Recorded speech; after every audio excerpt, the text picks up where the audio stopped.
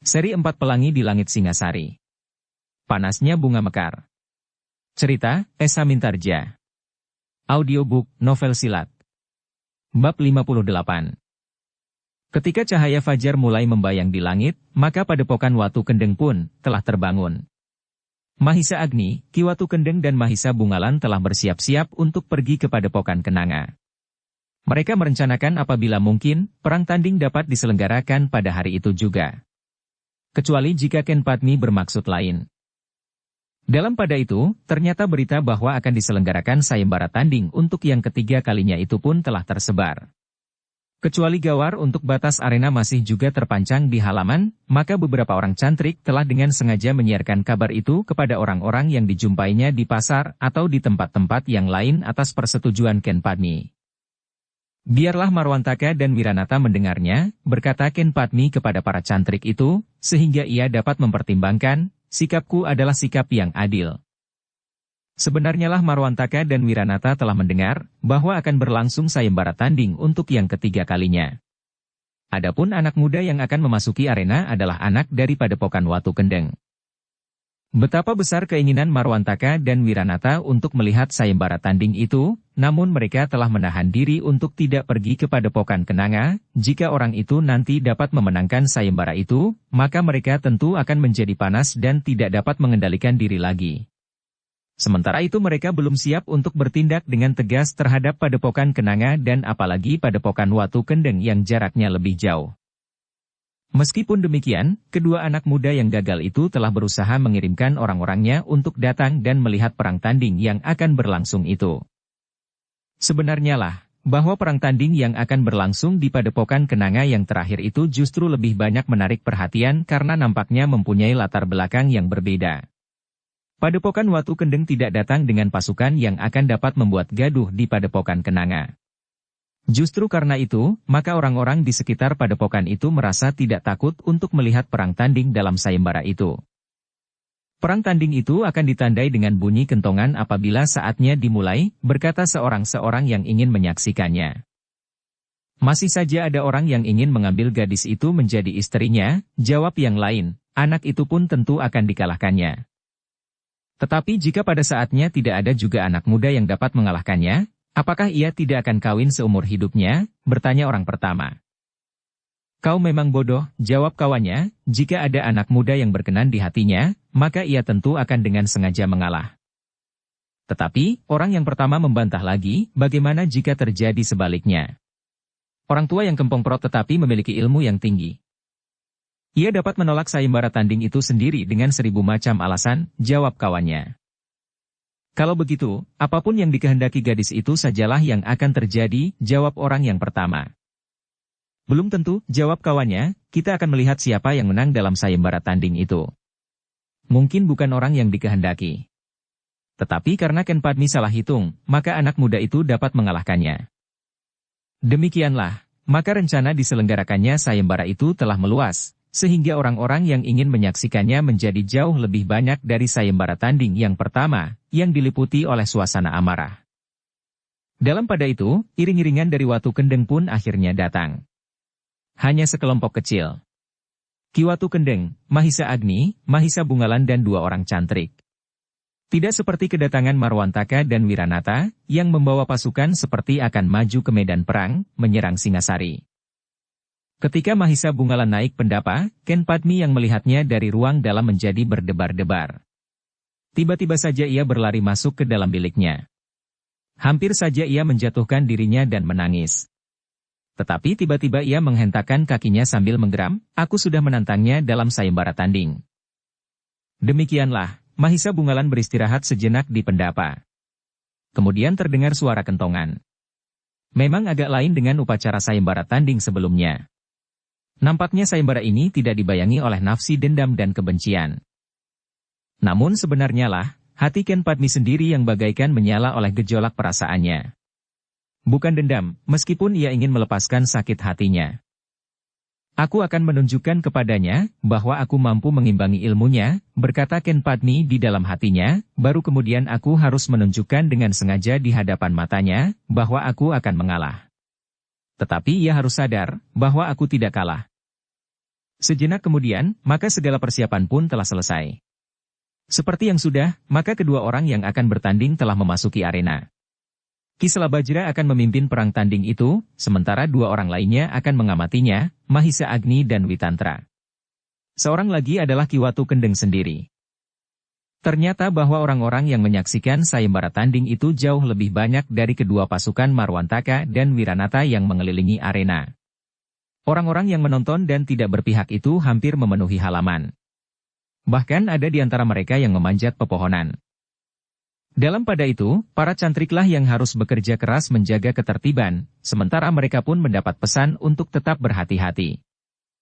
Kiselabajra tidak mengabaikan kemungkinan bahwa Marwantaka dan Wiranata tidak dapat mengendalikan diri lagi dan berbuat sesuatu, justru ketika halaman padepokan Kenanga dipenuhi oleh orang-orang yang sedang menonton sayembara tanding.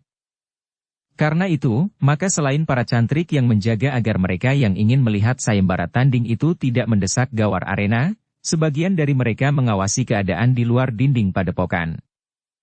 Dalam pada itu, Ken Padmi dan Mahisa Bungalan sudah saling berhadapan.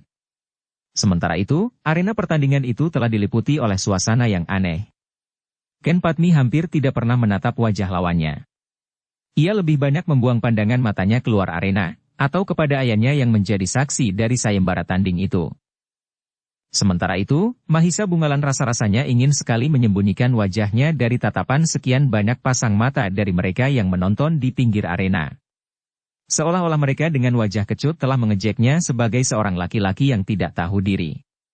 Yang akan memaksakan kehendaknya atas seorang perempuan, sehingga ia memasuki arena perang tanding. Gila, geram Mahisa Bungalan. Rasa-rasanya ingin ia lari meninggalkan padepokan itu dan kembali saja ke Singasari atau melanjutkan perantauannya mencari Ki Dukut Pakering. Kenapa aku tidak memasuki arena perang tanding melawan Ki Dukut itu saja? Mahisa Bungalan menggeram. Namun sejenak kemudian, ia mendengar Kiselabajra memberikan sedikit penjelasan tentang sayembara tanding itu. Syarat-syaratnya dan ketentuan-ketentuan lainnya. Jika semua pihak sudah mendengar dengan jelas, maka sayembara ini dapat dimulai, berkata Kiselabajra. Aku dapat menjadi gila, tiba-tiba saja Mahisa. Bungalan menggeram. Kenapa? Desis Ki Watu Kendeng. Semua mata memandang kepadaku, jawabnya. Tidak hanya kepadamu, tetapi ke dalam arena ini, sahut Ki Watu Kendeng. Tetapi mereka tentu menganggap aku laki-laki tamak. Kenapa aku harus merampas cinta seorang perempuan dengan cara yang gila ini? Mahisa Bungalan hampir kehilangan pengendalian diri. Ini adalah syarat untuk mendapatkannya, jawab Ki Watu Kendeng.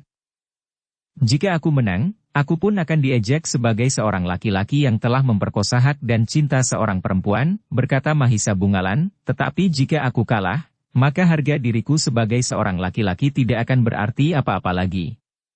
Jangan berpikir seperti itu Mahisa Bungalan, berkata Ki Watu Kendeng, yang penting adalah masalah kalian berdua dapat terpecahkan. Jangan ingkari perasaan sendiri. Kalian berdua saling mencintai. Carilah jalan untuk melampaui batas yang menjadi jarak antara kalian berdua, jangan hiraukan kata orang lain. Yang penting kalian menemukan hari depan yang baik dan hidup saling mencinta. Mahisa Bungalan menarik nafas dalam. Ketika ia memandang Ken Padmi, nampaknya gadis itu benar-benar telah siap menghadapinya.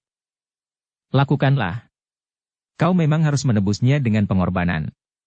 Pengorbanan itu adalah perasaan yang bergejolak di dalam hatimu sekarang ini, berkata Ki Watu Kendeng. Alangkah segannya. Tetapi Mahisa Bungalan pun kemudian melangkah pula maju ke tengah arena. Ketika terpandang olehnya wajah Ken Padmi, hampir saja ia berteriak sekali lagi, kemudian lari dari arena. Tetapi ia tidak dapat melakukannya, karena Ken Padmi telah bersiap menghadapinya. Sikap Mahisa Bungalan yang penuh dengan kebimbangan itu ternyata mendapat penilaian yang salah dari Ken Padmi. Ken Padmi yang pernah merasa disakiti hatinya itu menganggap bahwa Mahisa Bungalan justru dengan sengaja menganggapnya tidak berarti apa-apa di arena, sehingga ia pun sama sekali tidak bersiaga. Karena itu, maka Ken Padmilah yang mulai dengan jantung yang panas. Sebelum Mahisa Bungalan benar-benar menguasai diri, Ken Padmi justru sudah mulai menyerangnya. Terlalu cepat dan tiba-tiba, sehingga Mahisa Bungalan yang tidak bersiaga itu sama sekali tidak dapat mengelak. Bahkan betapa terkejut ia mendapat serangan yang tiba-tiba dan demikian cepatnya.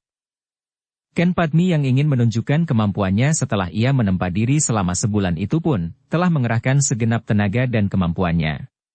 Tenaga cadangannya telah dihentakkannya, sehingga serangan itu benar-benar merupakan serangan yang sangat dahsyat.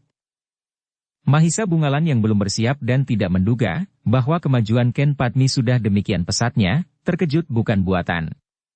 Serangan itu ternyata telah mampu melemparkan Mahisa Bungalan sehingga Mahisa Bungalan jatuh berguling di tanah.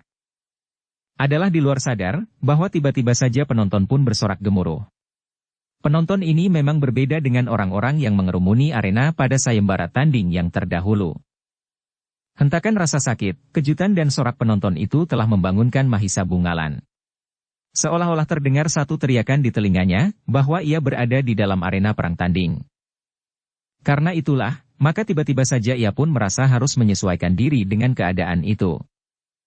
Dengan demikian, maka Mahisa Bungalan pun mulai memperhitungkan geraknya. Ia sadar bahwa lawannya akan mempergunakan segenap kesempatan.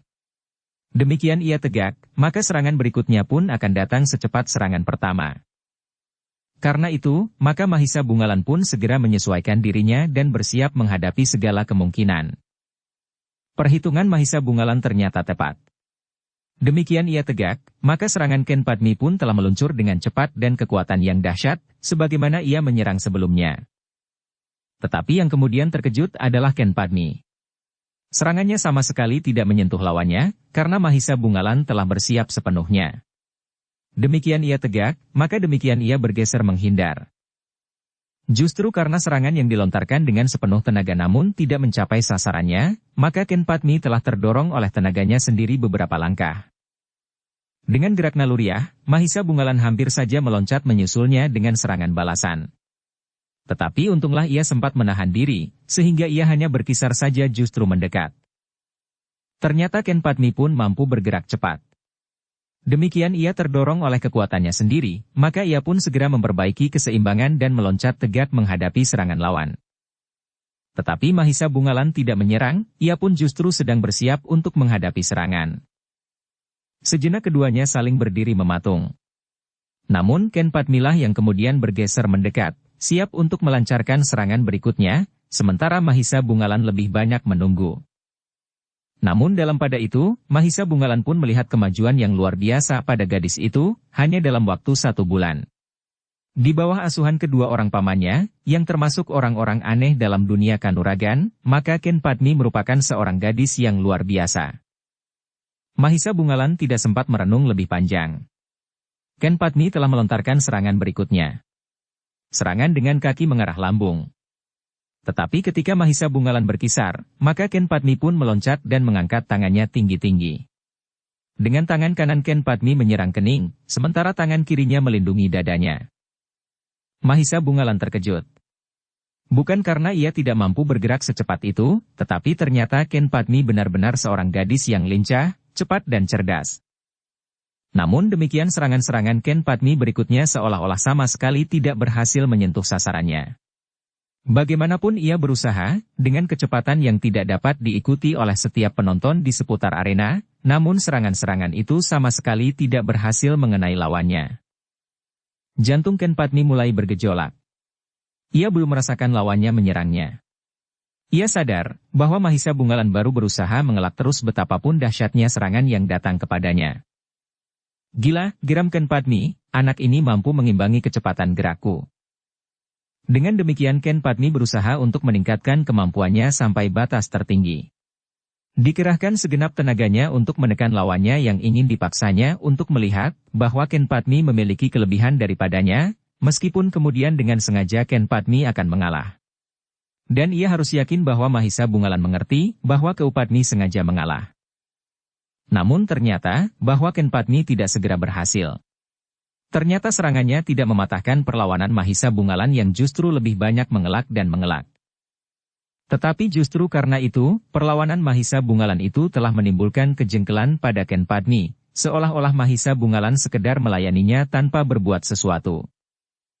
Demikianlah perkelahian itu berlangsung semakin cepat. Tetapi dengan demikian, jantung Ken Padmi pun menjadi semakin bergejolak. Kemarahannya telah menyala membakar perasaannya. Namun ia tidak dapat ingkar dari sifat seorang gadis. Ketika kemarahannya memuncak dan ia merasa tidak mampu berbuat lebih banyak, maka matanya menjadi panas. Maka rasanya Ken Padmi ingin berteriak dan menjerit sekuat-kuatnya untuk melepaskan pepat di dadanya. Ki Selabajra menjadi gelisah melihat sikap Mahisa Bungalan dengan demikian, maka Ken Padmi tentu akan terpanggang oleh api kemarahannya yang tertahan di dalam dadanya. Untunglah Mahisa Agni dan Witantra pun melihat pula gejolak perasaan gadis itu. Meskipun mereka pun tahu bahwa Mahisa Bungalan yang tersinggung oleh tantangan gadis itu ingin melepaskan kejengkelannya pula dengan sikapnya. Namun sikap itu tidak menguntungkannya. Karena itu, maka pada kesempatan khusus, Witantra sempat berbisik, "Jangan kau sakiti lagi hatinya yang sudah terluka." Mahisa Bungalan mengerutkan keningnya. Namun nampaknya ia mengerti. Beberapa saat ia masih tetap bimbang. Ia ingin melihat Ken Padmi itu tidak lagi mampu berbuat sesuatu karena kehabisan tenaga, tanpa membalas serangan-serangannya. Seolah-olah dengan sengaja ia ingin menunjukkan bahwa tanpa membalas dengan satu serangan pun, ia dapat memenangkan sayembara tanding itu. Namun akhirnya Mahisa Bungalan pun mempertimbangkan pendapat Witantra itu. Bahkan kemudian sambil menarik nafas panjang ia berdesis kepada diri sendiri, "Aku memang harus memberikan terlalu banyak pengorbanan bagi gadis bengal ini." Dengan demikian, Mahisa Bungalan pun telah merubah caranya. Ketika Ken Padmi yang dibakar oleh kejengkelan yang memuncak, sehingga serangan-serangannya menjadi semakin tidak terarah, mulailah Mahisa Bungalan membalas serangan lawannya itu dengan serangan-serangan pula. Bahkan Mahisa Bungalan mulai menunjukkan betapa ia mulai diganggu oleh keletihan sehingga kemampuannya mulai menjadi susut. Keadaan dan sikap Mahisa Bungalan itu ternyata telah menarik perhatian Ken Padmi yang hampir menjadi putus asa dan berteriak untuk melepaskan kejengkelannya, justru karena ia seorang gadis. Tiba-tiba saja ia melihat bahwa Mahisa Bungalan mulai terengah-engah. "Aku harus bertahan," berkata Ken Padmi di dalam hatinya. Dengan demikian, maka Ken Padmi mulai mengatur tata geraknya yang sudah mulai tidak terarah itu. Ia berusaha untuk bertahan, sementara lawannya mulai kelelahan. Namun dalam pada itu, serangan-serangan Mahisa Bungalan mulai mengejarnya. Meskipun gerak Mahisa Bungalan menjadi semakin lamban, tetapi ia tidak hanya sekedar menghindar saja, tetapi ia sudah mulai menyerang. Tetapi dengan demikian, Ken Padmi tidak lagi merasa seolah-olah Mahisa Bungalan telah menghinanya. Seolah-olah Mahisa Bungalan akan dapat mengalahkannya tanpa berbuat apa-apa. Tetapi sejenak kemudian, Ken Padmi pun tidak lagi dapat mengingkari kenyataan. Meskipun Mahisa Bungalan menjadi semakin lelah, tetapi Ken Padmi tidak dapat bertahan sambil menunggu Mahisa Bungalan kehabisan tenaga karena kelelahan. Sementara itu, Ken Padmi pun telah menjadi sangat letih, sehingga gerakannya menjadi sangat terbatas. Meskipun demikian, harga diri gadis itu sama sekali tidak susut. Itulah sebabnya, maka Ken Padmi masih tetap berusaha untuk tegak dan memberikan perlawanan. Namun akhirnya, Ki Selabajra yang melihat keadaan itu berkata, "Apakah aku sudah dapat menjatuhkan keputusan?" "Tidak," Ken Padmilah yang berteriak, "aku belum kalah." Ki Selabajra masih akan berkata lagi. Tetapi semua orang yang berdiri di seputar arena itu terkejut bukan buatan. Adalah di luar dugaan, bahwa tiba-tiba saja dengan kecepatan yang tersisa, Ken Padmi telah menarik pedang di lambung Ki Watu Kendeng yang sama sekali tidak menyangkanya. Ia terlambat mencegahnya, sehingga semua orang menegang melihat pedang di tangan Ken Padmi. "Aku akan bertempur dengan senjata," geram gadis itu. "Ken Padmi," Ki Selabajra menjadi gemetar, "kau sudah gila." "Aku akan berperang tanding sampai mati," teriak gadis itu. "Itu di luar ketentuan," jawab Ki Selabajra, "kau tidak boleh melanggar ketentuan yang sudah saling disetujui. Itu namanya curang. Dan isi padepokan Kenanga sama sekali tidak boleh melakukan kecurangan." "Aku tidak peduli," jawab Ken Padmi, "aku tantang orang itu untuk bertempur dengan senjata sampai mati." Mahisa Bungalan menjadi berdebar-debar. Dipandanginya Witantra, Mahisa Agni dan orang-orang tua lainnya di pinggir arena itu dengan tatapan mata penuh kebimbangan. "Ken Padmi," berkata Ki Selabajra kemudian, "apakah kau memaksa untuk melakukan hal itu?" "Ya," jawab Ken Padmi singkat. Ki Selabajra menarik nafas dalam-dalam. Tetapi nampak di sorot matanya kemarahan yang membara.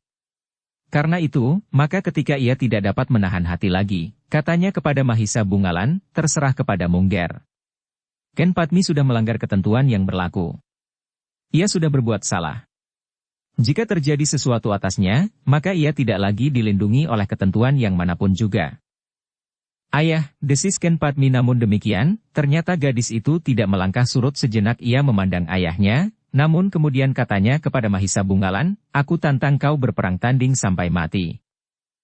Namun jawaban Mahisa Bungalan mengejutkan sekali. Katanya, aku tidak akan melakukannya. Aku datang untuk memasuki sayembara.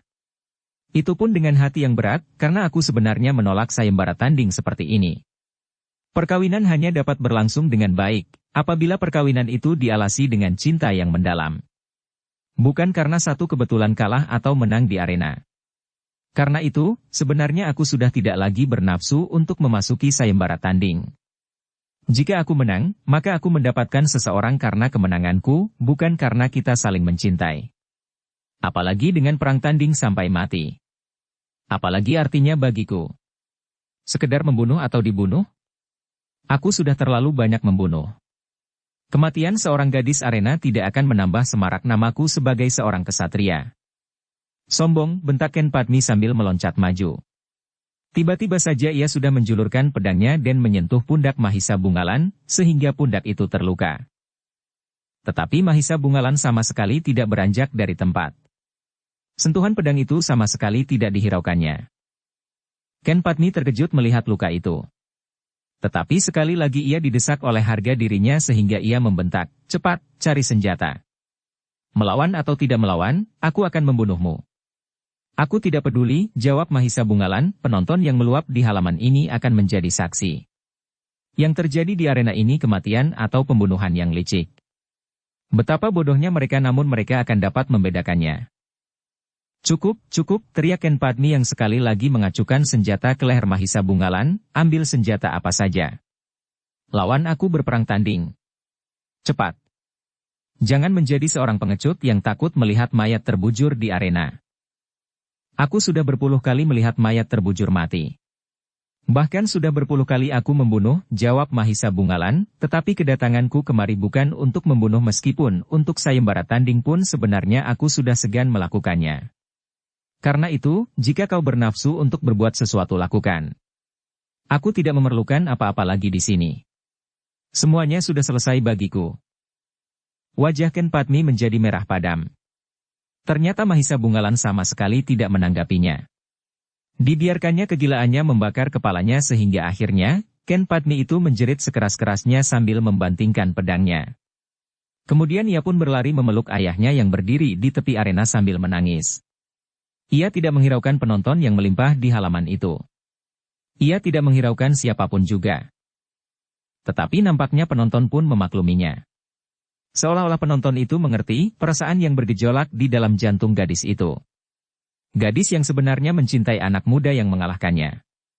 Namun harga diri yang meronta di dalam dadanya menuntutnya untuk berbuat di luar nalarnya. Tetapi akhirnya gadis itu terbanting ke dalam perasaannya yang sejati. Ia mencintai Mahisa Bungalan.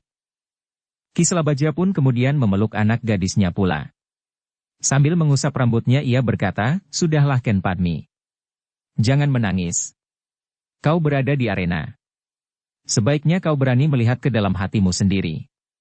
Jangan mencoba mengingkari perasaan yang sebenarnya sudah membelenggumu. Aku tahu, kau mencintai anak muda itu. Dan anak muda itu pun mencintaimu. Tetapi kalian berdua adalah anak-anak muda yang mempunyai harga diri yang berlebih-lebihan sehingga kalian tidak lagi dapat melihat perasaan sendiri dengan bening. Ken Padmi masih menangis. Tetapi ia berusaha untuk menahannya, sehingga justru ia menjadi terisak. Nafasnya bagaikan menyumbat kerongkongannya. Dalam pada itu, maka para penonton sayembara tanding itu pun rasa-rasanya telah melihat satu penyelesaian. Justru sebagian besar dari mereka menarik nafas dalam-dalam. Mereka puas dengan penyelesaian yang baik, karena mereka yakin bahwa keduanya akan dapat hidup berpasangan pada saat-saat mendatang. Sebesarnya lah hubungan perasaan antara Ken Padmi dan Mahisa Bungalan melampaui masa-masa yang aneh. Keduanya sedang saling mencintai. Tetapi hubungan mereka justru terbentuk seolah-olah mereka adalah musuh bebuyutan. Sementara itu Mahisa Agni pun kemudian mendekati Mahisa Bungalan dan berdesis, kau terluka. Mahisa Bungalan mengusap lukanya dengan tangannya. Terasa darah yang hangat masih mengalir. Sambil memungut pedangnya yang dibanting oleh Ken Padmi, Kiwatu Kendeng pun mendekati Mahisa Bungalan sambil berkata, "Meskipun tidak dalam, lukamu perlu diobati." Mahisa Bungalan mengangguk. Sementara itu, Ki Selabajra sedang membujuk anaknya untuk masuk ke ruang dalam. "Kiwatu Kendeng," berkata Ki Selabajra, "tolong, umumkan bahwa sayembara ini telah selesai." Dengan demikian, secara resmi, Kiwatu Kendenglah yang kemudian menutup sayembara tanding itu. Katanya, gadis itu sudah tidak mampu melawan lagi, apapun alasannya. Karena itu, maka perang tanding ini sudah dinyatakan selesai. Anak muda ini telah memenangkan sayembara ini, dan ialah yang berhak untuk memetik akibat dari kemenangannya seperti yang sudah ditentukan. Orang-orang yang merasa tegang selama menyaksikan pertempuran di arena itu rasa-rasanya sempat menarik nafas panjang. Dada mereka yang bagaikan menyesak itu pun rasa-rasanya menjadi longgar dan mereka pun bergumam di antara mereka, "Syukurlah bahwa sayembara ini akhirnya selesai dengan damai." Dalam pada itu Ki Selabajra pun telah mengajak Ken Padmi masuk ke ruang dalam. Ia sama sekali tidak menyinggung tentang kekalahannya. Tetapi dibimbingnya Ken Padmi masuk ke dalam biliknya. Katanya, "Sudahlah. Bergantilah dengan pakaianmu sehari-hari. Semuanya sudah berlalu. Dan kau adalah seorang gadis yang menjadi dewasa. Masih ada Ishak yang tersisa." Tetapi hati Ken Padmi sudah menjadi agak tenang, ia tidak lagi dibentak-hentakan oleh perasaannya yang sulit dikendalikan lagi. Di bagian lain dari padepokan itu, Mahisa Agni, Witantra dan Kiwatu Kendeng duduk menunggui Mahisa Bungalan yang sedang membenahi pakaiannya, setelah luka-lukanya diobati. Kiwatu Kendeng yang kemudian memberikan semangkuk minuman kepadanya berkata, "Jalanmu memang agak terjal angger. Tetapi akhirnya kau sampai juga ke tujuan. Namun justru karena hubunganmu yang aneh dengan Ken Padmi ini, agaknya pada masa mendatang kau akan menemui masa-masa yang cukup cerah." "Mudah-mudahan Kiwatu Kendeng," gumam Mahisa Bungalan. Sebenarnya lah ia masih belum tenang sepenuhnya. Masih ada tersisa penyesalan atas sikap Ken Padmi. Namun akhirnya, ia pun berusaha untuk menganggapnya hal itu tidak pernah terjadi. Namun dalam pada itu, selagi Mahisa Bungalan dan Ken Padmi menemukan ketenangannya kembali, beberapa orang yang keluar dari halaman padepokan setelah segalanya selesai, tengah berbicara dengan geram. Seorang yang berwajah keras, berkumis lebih berkata, "Marwantaka tidak akan membiarkan segalanya ini terjadi. Ia tidak berdiri sendiri.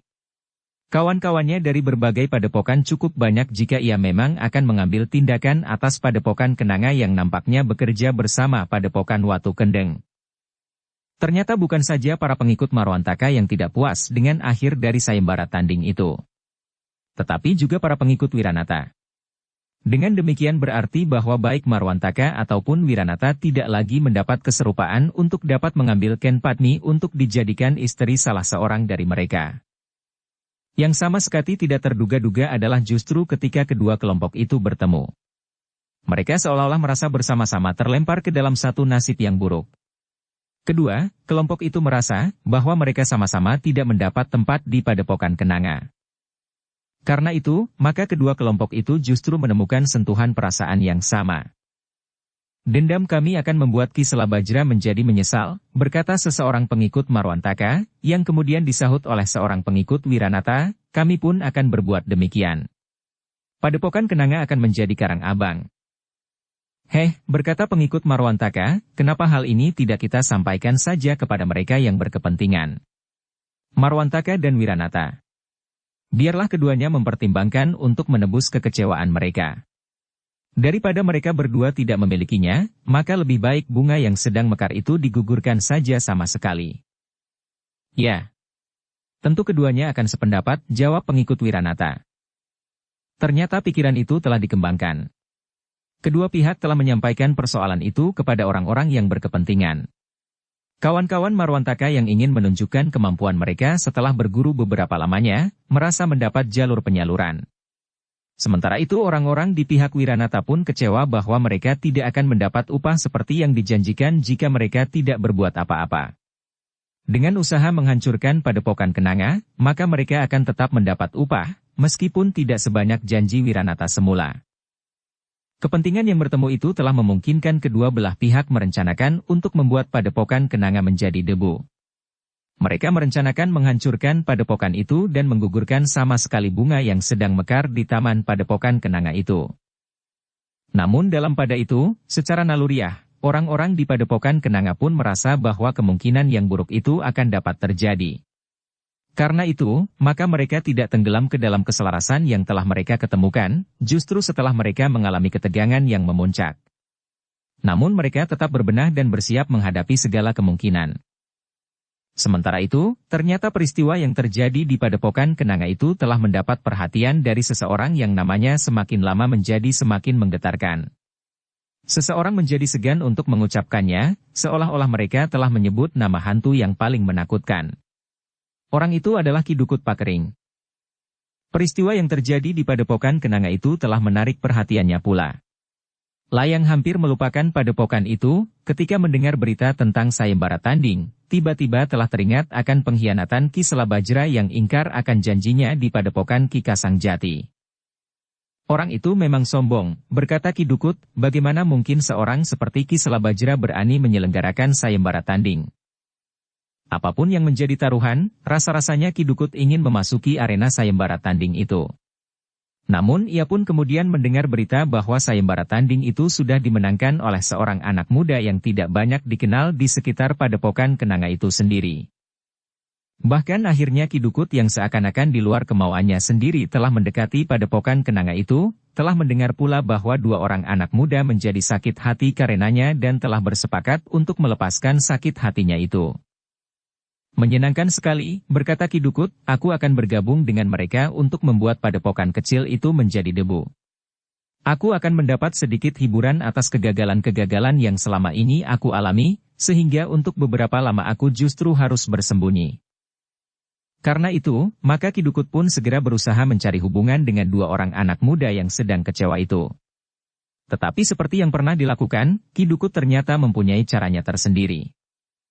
Ia berniat untuk membuat kejutan-kejutan, sehingga kedua anak muda itu mempercayainya, bahwa ia akan dapat membantu mereka, dan melumatkan semua kekuatan yang ada di padepokan itu.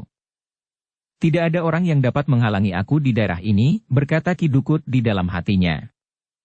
Karena itu, maka ia pun telah berusaha untuk dapat bertemu dengan salah seorang dari kedua orang anak muda yang sedang kecewa dan berusaha untuk membalas dendam itu.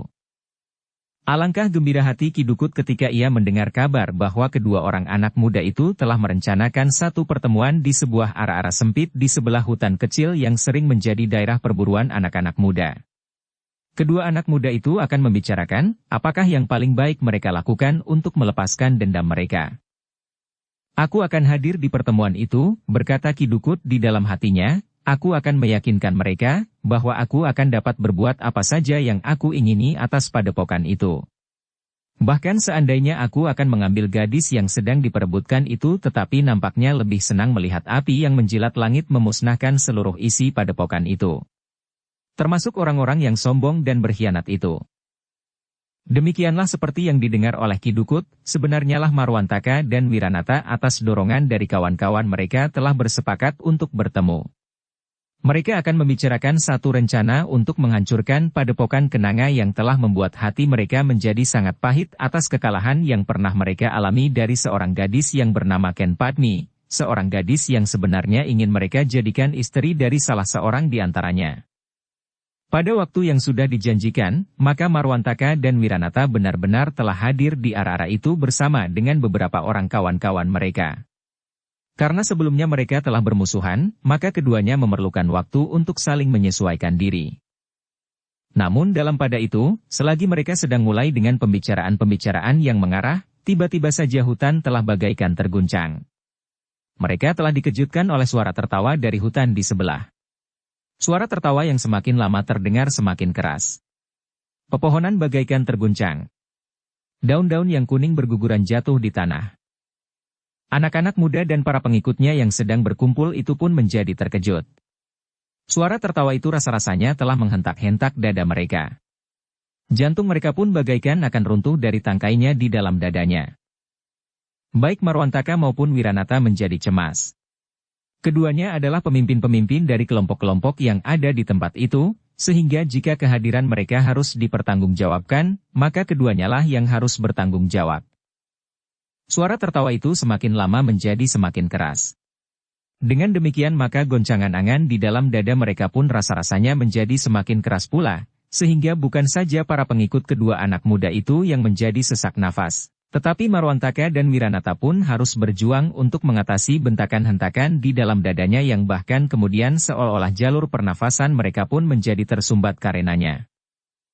Orang-orang yang berada di arah-arah kecil itu berusaha untuk menyumbat telinga mereka. Namun ternyata gelaran suara tertawa itu tidak saja menyusup melalui telinga, tetapi rasa-rasanya langsung menghentak-hentak di dalam dada mereka. Namun dalam pada itu, sebelum jantung mereka benar-benar runtuh dan pernafasan mereka tersumbat karenanya, suara tertawa itu semakin lama menjadi semakin susut.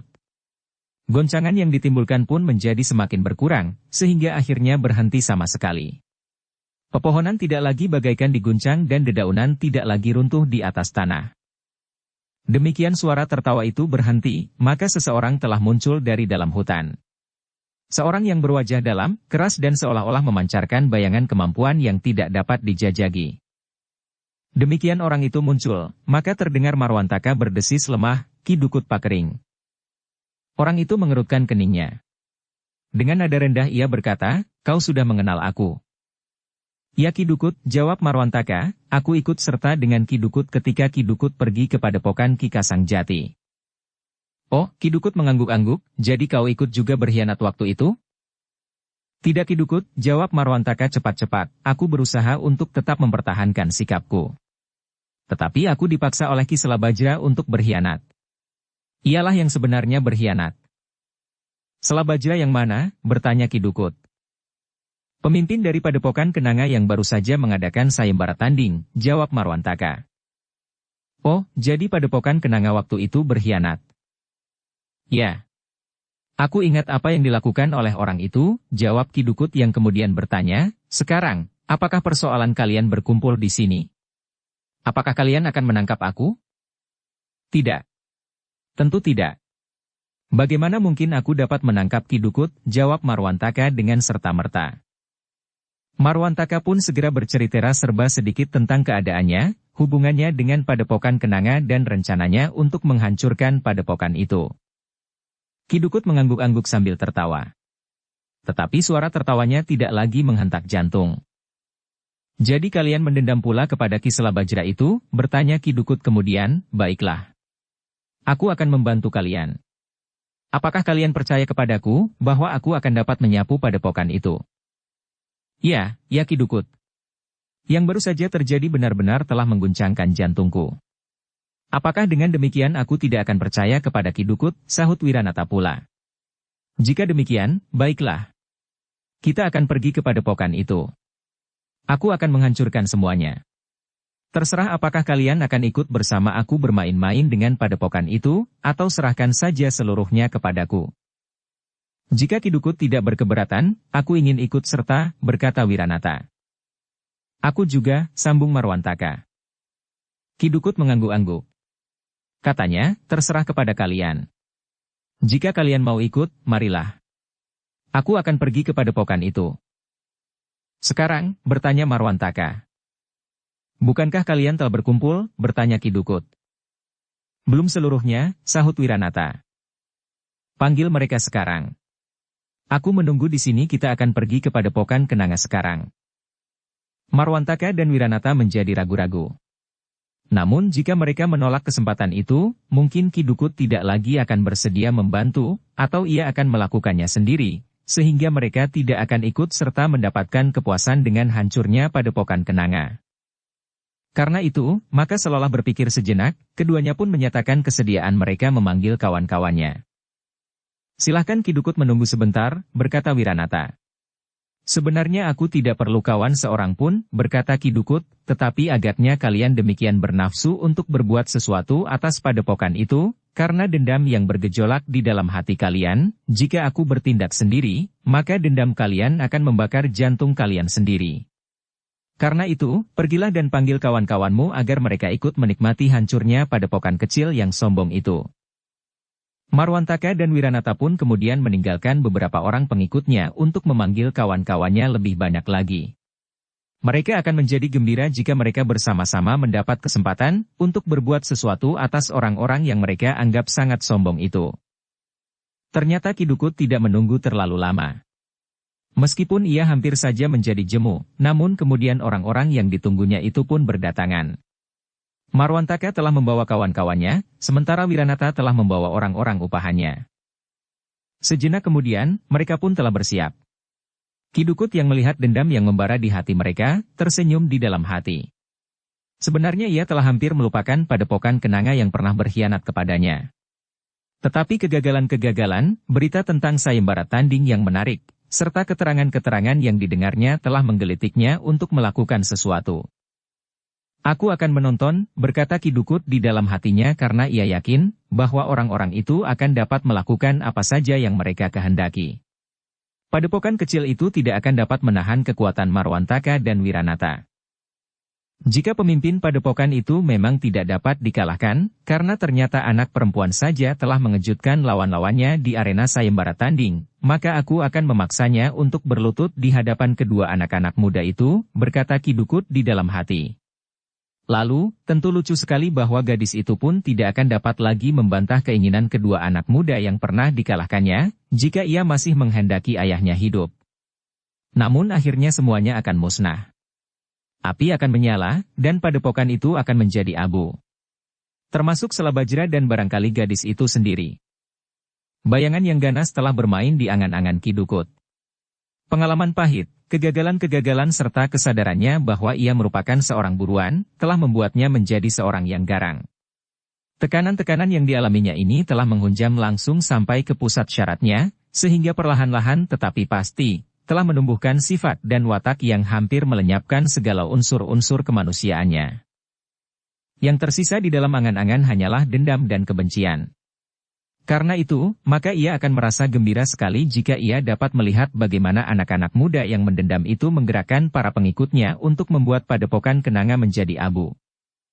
Api yang menyala, jerit, tangis dan keluhan kesakitan merupakan paduan penglihatan dan pendengaran yang sangat mengasihkan bagi Ki Dukut Pakering yang telah mengalami gangguan pada syarafnya karena peristiwa-peristiwa yang menyangkut dirinya.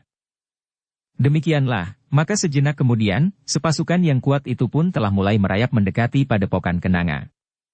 Mereka tidak lagi mempunyai gambaran lain kecuali menghancurkan padepokan itu dengan segala isinya. Namun, sebenarnya hal itu telah mengejutkan orang-orang yang melihatnya. Bagaimanapun juga, orang-orang di sekitar padepokan itu pun mengerti bahwa ada dendam yang menyala di hati Marwantaka dan Wiranata. Karena itu, di antara orang-orang yang tidak berani ikut mencampuri persoalan itu, ada juga seseorang yang dengan mengendap-endap telah mendahului memasuki padepokan kenanga. Dengan nafas terengah-engah ia menceritakan apa yang dilihatnya. Namun demikian ia selesai bercerita, maka ia pun segera minta diri. Tunggu, cegah Ki Selabajra, apakah kau dapat menceritakan dengan terperinci? Aku tidak mau terlibat. Aku harus keluar dari padepokan ini sebelum mereka sampai di sini, minta orang itu. Ki Selabajra tidak menahannya lagi. Orang itu telah berusaha berbuat baik. Karena itu, ia tidak sampai hati menahannya dan apalagi jika benar-benar terjadi bencana atasnya. Namun dalam pada itu, pemberitahuan itu telah memberikan kesempatan kepada Ki Selabajra untuk mengatur orang-orangnya. Sementara itu Ki Watu Kendeng dan pengawal-pengawalnya masih juga berada di padepokan kenanga. Kedua cantrik tua itu akan dapat membantu, berkata Ki Watu Kendeng sambil memandang kepada Mahisa Agni dan Witantra. Kami tidak akan berkeberatan, berkata Mahisa Agni. Mereka membawa pasukan yang besar, geram Ki Selabajra. Kita akan menghadapinya, desis Mahisa Bungalan. Demikianlah padepokan kecil itu pun mulai bersiap-siap. Semua cantrik yang ada pun telah bersiaga dengan senjata masing-masing.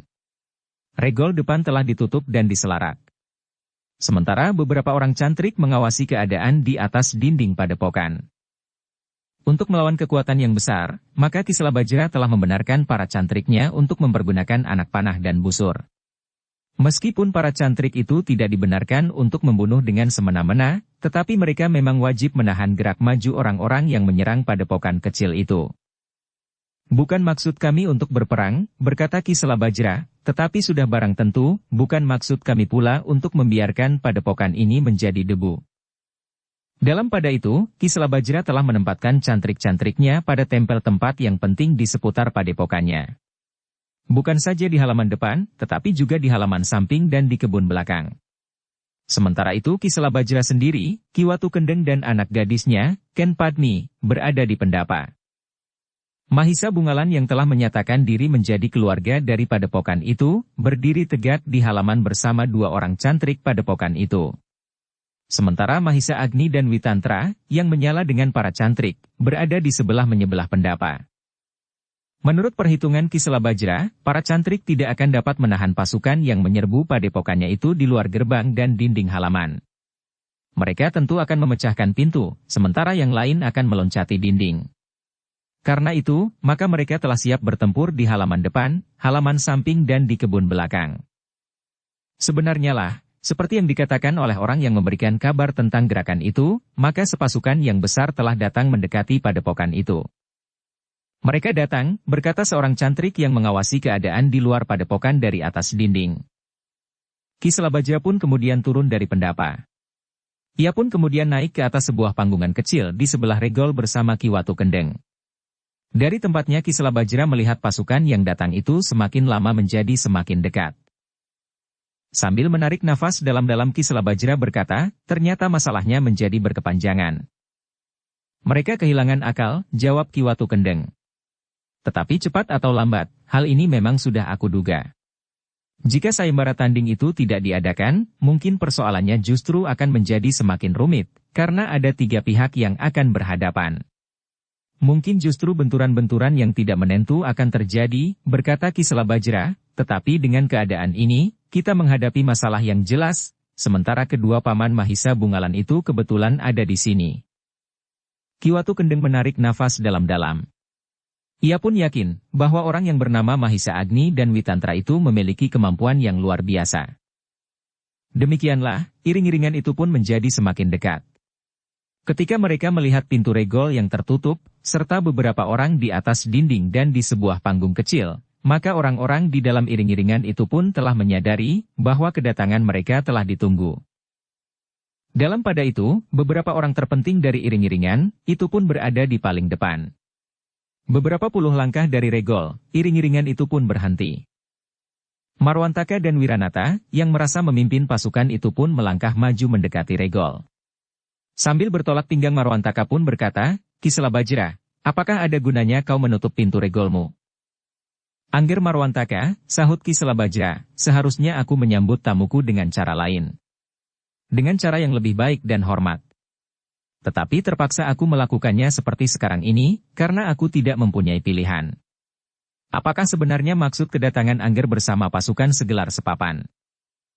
Aku tidak perlu berbicara panjang lebar, jawab Wiranata, dengan singkat aku katakan, bahwa kami ingin membakar padepokan Kenanga bersama semua isinya, termasuk gadis yang diperebutkan itu. Kalian telah menghina kami, sehingga tidak ada lagi ampun bagi kalian. Kami, para penghuni padepokan ini sama sekali tidak merasa bersalah. Apalagi untuk menerima hukuman seberat itu, jawab Ki Selabajra. Sudahlah, potong Marwantaka, jangan merajuk. Segalanya sudah terlanjur. Aku datang untuk menghapus sama sekali padepokan yang telah dengan sombong memberikan kenangan sangat pahit kepadaku. Dan sebagai imbalan dari pengkhianatan kalian, maka telah hadir pula di sini, seseorang yang memiliki nama yang tidak ada bandingnya. Wajah Ki Selabajra menegang. Kalian telah berkhianat atas kesediaan kalian bekerja bersama dengan Ki Dukut Pakering. Pengkhianatan itu harus dihukum.